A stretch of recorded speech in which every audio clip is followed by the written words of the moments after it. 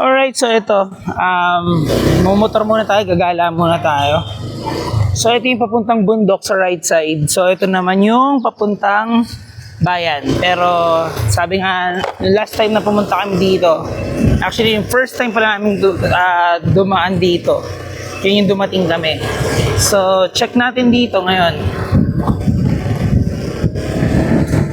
Ride muna tayo. Ito yung hinahanap ko, may mga bahayan. So yun yung dagat. Ito pala yung hinahanap ko. So yan, may mga residente na dito. Ano yung Shopee Good thing rin, naka-scooter tayo. So pag naka-scooter ka, nakapag one hand tayo. So ito, may mga lokal dito. Ikot-ikot lang tayo. Siguro di naman tayo maliligaw. So dito wala masyadong attraction. Siguro sa kabilang side, o kabilang banda. So bibihira dito may mga sasakyan. So yung mga sasakyan na nakikita nyo dito is mostly service ng mga hotel. So yun. So usually makikita nyo dito mga electric bike, may mga tricycle din. So yan, may gasoline station. So ito.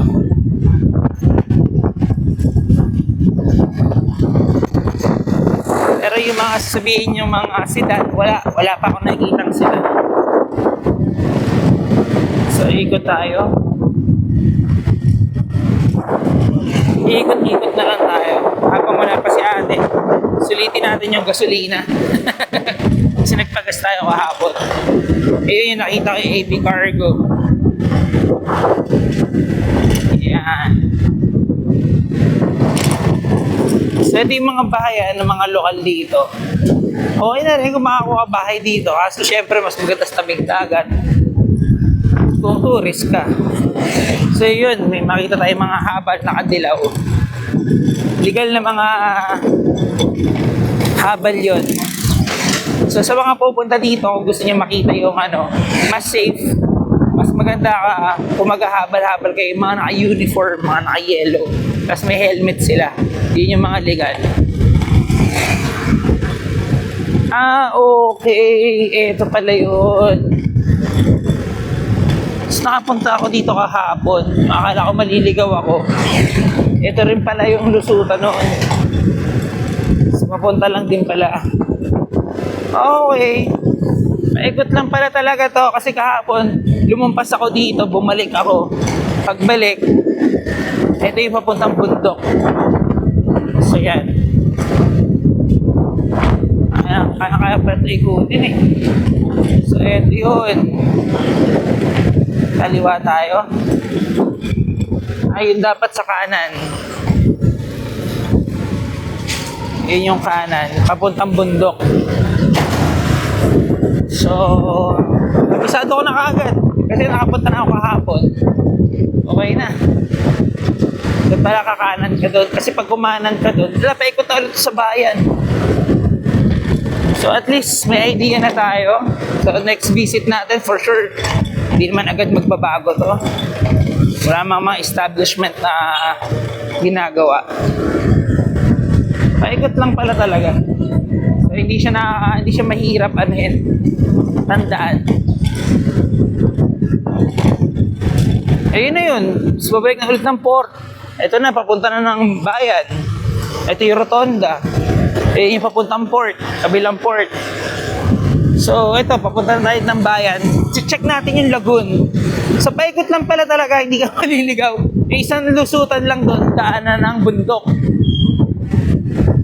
So yun. So yan, naka-uniform ay yung mga pulis. So yung mga pulis, sila sir. Yung pulis Kaya yung mga Philippine Army. So eto na, pabalik na tayo ng bayan. Nakuha ko na kaagad.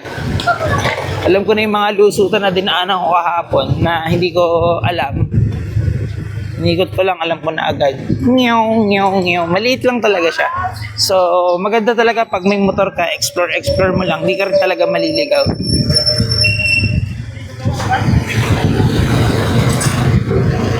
Ano, so, okay itong ganito. Ito malamang to, service to ng hotel. Ayan, puro service ng hotel. Pero wala nakalagay ah. Ayan yung habal-habal. Yan. Sila yon. Mga legal na habal-habal.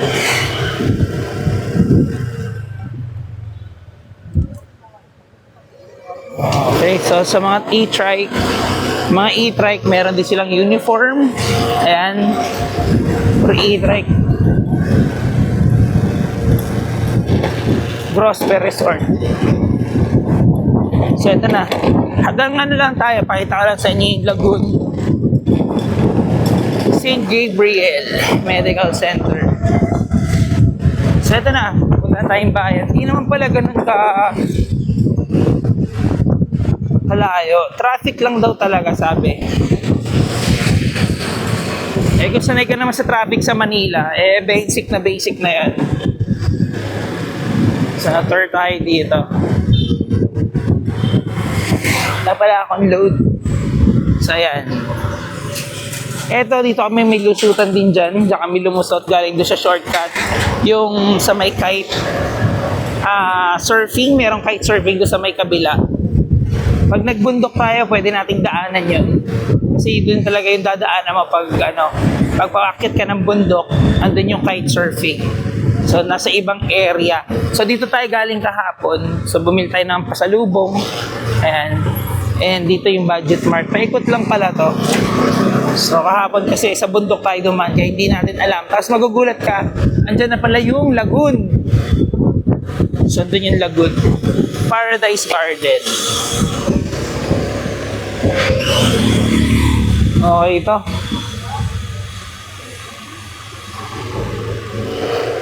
Boracay Mini Mart. Yung mga pulis dito naka-shirt lang. Yan. Yan, nasa unahan natin yung pulis. So, eto na yung lagoon. Yan yung mga nakahabal. Ano ba? Ito.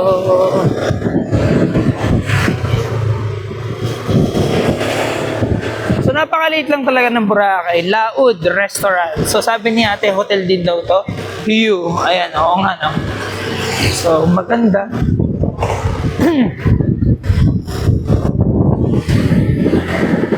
Boracay Tropics.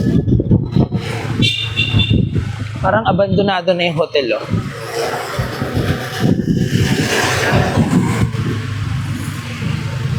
Ayan. TNB sa mga gusto withdraw. Katabi lang ng Henan Farm Resorts. So, kabilang side naman nito is sa left side natin, dagat na to. So, hindi ko lang alam kung saan pwede mag-park, pero pwede mo na mamaya sa second natin, sa part 2 natin. Hanggang Lagoon lang muna tayo. Pag sundo natin kay ate, para may kakwentuhan tayo. So, papatour tayo kay ate mamaya. Mabilisan lang. So, abot lang tayo ng Lagoon para simula port, papuntang Lagoon, makita niyo na. Okay? So, mga dadaong pa lang, nakikita nyo, pinaka-markings natin, Lagoon. So, yan, may konting traffic dito, pero okay naman. Tolerable naman compared to Manila. Kaya pala mas gusto nila ating dumaan sa bundok kasi walang traffic dire-diretso. Mas malayo, pero okay lang. Kapag mag-i-enjoy ka naman parang nasusulit mo yung mga yan, katulad yan. Dahil parang mga condo unit. Parang condo style. Si Kuya Jay, dito rin si Kuya Jay.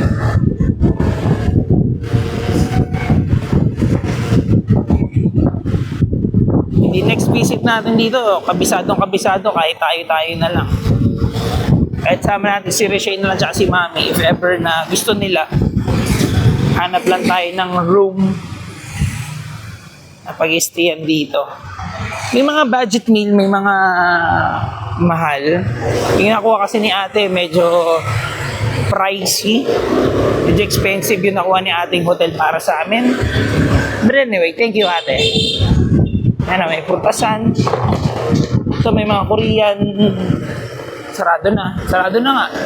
Bulok na yung nakalawang na yung ano eh.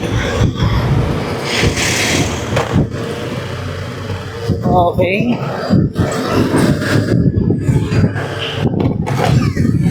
Bukas uwi na rin tayo.